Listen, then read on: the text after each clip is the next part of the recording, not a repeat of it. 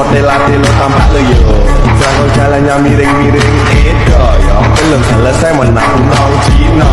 Pak Moyo terguling ke Bengawan Solo. Tengah irama alunan nong Cino. Pak Moyo pulang jalannya ke lo ya. Penonton sekalian, kami dari kelompok 5 terdiri dari 6 orang ingin memaparkan materi di dalam video ini yang telah kami rancang sedemikian rupa tentang alternatif dispute resolution dalam sengketa bisnis dengan dosen pengampu Bapak Safi Siregar SEMM. Pembahasan kali ini diharapkan bisa memberikan teman-teman pengetahuan dan pemahaman lebih dalam terkait judul di atas. Selamat menonton dalam 15 menit ke depan.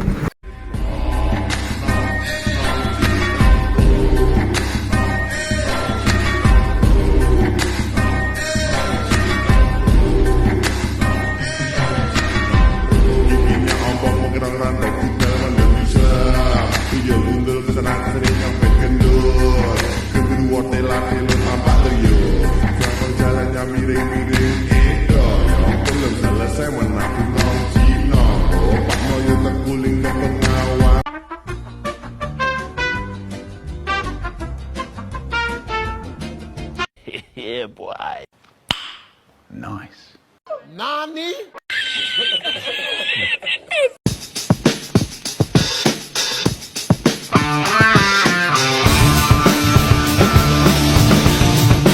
Assalamualaikum warahmatullahi wabarakatuh. Kami dari kelompok 5 ingin memaparkan video tentang alternatif dispute resolution dalam sengketa bisnis. Unsur dari konflik atau perselisihan. Yang pertama, adanya beberapa pihak, 2 orang atau lebih.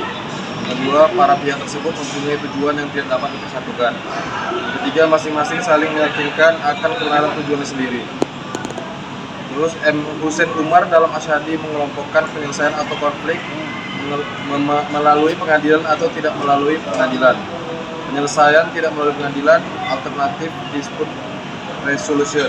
Undang-Undang Nomor 30 Tahun 1999 tentang arbitrase dan alternatif penyelesaian sengketa.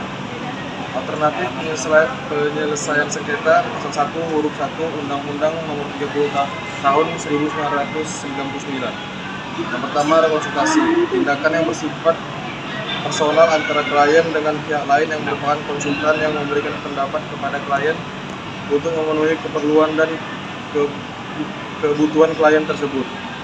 Yang kedua, negosiasi, mencapai kesepakatan bersama atau dasar kerjasama yang lebih harmonis dan kreatif. Lalu para pihak berhadapan langsung secara sesama dalam mendiskusikan permasalahan yang mereka hadapi dengan cara kooperatif dan saling terbuka. Lalu yang ketiga, ada mediasi, supaya penyelesaian sengketa dengan bantuan pihak ketiga.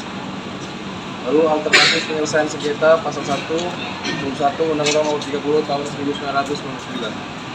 Konsiliasi menggunakan pihak ketiga, hanya konsiliator memainkan peran pasif, para mediator memainkan peran ahli digunakan dalam sengketa perdata. Lalu ahli pihak ketiga yang memiliki pengetahuan tentang ruang lingkup sengketa yang dihadapi para pihak. Lalu ada arbitrase, berdasarkan pada perjanjian arbitrase yang dibuat secara tertulis oleh para pihak yang bersengketa. Perbedaan antara negosiasi, konsiliasi, mediasi, dan arbitrase. Negosiasi, suatu upaya penyelesaian sengketa para pihak tanpa melalui proses peradilan dengan tujuan untuk mencapai kesepakatan bersama atas dasar kerja yang lebih harmonis dan kreatif. Negosiasi, kepentingan atau interest negotiation. Sebelum bernegosiasi, para pihak tidak ada hak apapun dari suatu pihak kepada pihak lain. Bernegosiasi karena masing-masing pihak ada kepentingan untuk melakukan negosiasi tersebut untuk menciptakan hubungan hukum tertentu. Negosiasi terhadap harga, waktu, pembayaran, dan lain-lain. Negosiasi hak atau right negotiation.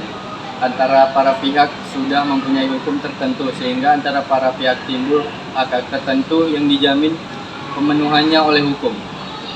Hubungan hukum sudah ada sebelum negosiasi dilakukan. Tahap-tahap dalam negosiasi, tahap persiapan, tahap tawaran awal, tahap pemberian konsensi, tahap akhir permainan.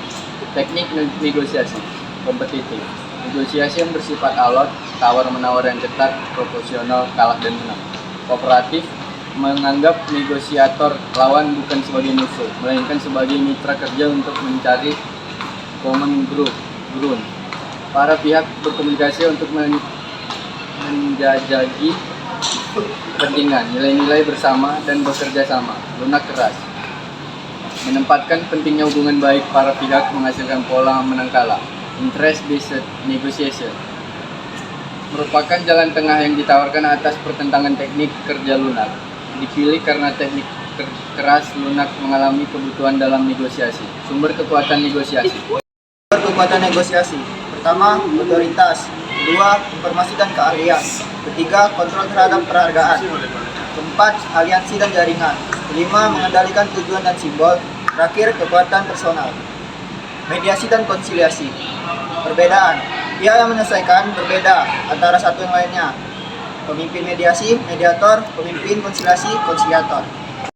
Memihak dan netral bekerja dengan pihak yang bersengketa untuk membantu mereka memperoleh kesempatan perjanjian dengan memuaskan. Mediator tidak mempunyai wewenang untuk memutuskan sengketa antara para pihak, namun para pihak menguasakan kepada mediator untuk membantu mereka menyelesaikan persoalan-persoalan di antara mereka. Peraturan MA nomor 1 tahun 2008 tentang prosedur mediasi di pengadilan pasal 1 Anggaran mediasi.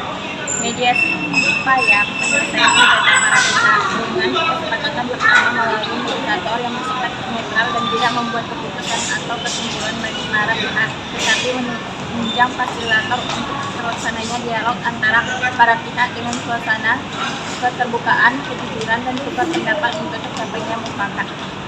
Konsiliasi, suatu proses penyelesaian perselisihan dengan menggunakan pihak ketiga yang bersangkutan. Konsiliator akhirnya merupakan pihak fasilitator untuk melakukan komunikasi di antara pihak yang berselisih, seperti melakukan tindakan-tindakan, mengatur waktu, mengarahkan subjek pembicaraan agar jangan sampai meluas ke arah yang tidak bersangkutan dengan yang diperselisihkan. Kata arbitrase berasal dari kata arbitrare yang artinya kekuasaan untuk menyelesaikan sesuatu menurut kebijaksanaan. Penyelesaian atau pemutusan sengketa oleh seorang hakim atau para hakim berdasarkan persetujuan bahwa para pihak akan tunduk pada atau mentaati keputusan yang diberikan oleh hakim yang mereka pilih. Arbitrase menurut Undang-Undang Nomor 30 Tahun 1999 tentang arbitrase yang alternatif penyelesaian sengketa umum pada pasal 1 angka 1. Cara penyelesaian sesuatu sengketa perdata di luar peradilan umum yang didasarkan pada perjanjian arbitrase yang dibuat secara tertulis oleh para pihak yang bersengketa. Unsur dalam arbitrasi. 1. Adanya kesepakatan untuk menyerahkan penyelesaian sengketa-sengketa baik yang akan atau telah terjadi kepada seseorang atau beberapa orang pihak ketiga di luar peradilan umum untuk diputuskan. Yang kedua, penyelesaian sengketa yang bisa diselesaikan adalah sengketa yang menyangkut hak pribadi yang dapat dikuasai sepenuhnya, khususnya di SIKIK dalam bidang perdagangan, industri, dan keuangan. Yang terakhir, putusan tersebut akan merupakan putusan akhir dan mengikuti atau final dan banding. Negosiasi. Suatu upaya penyelesaian sengketa para pihak tanpa melalui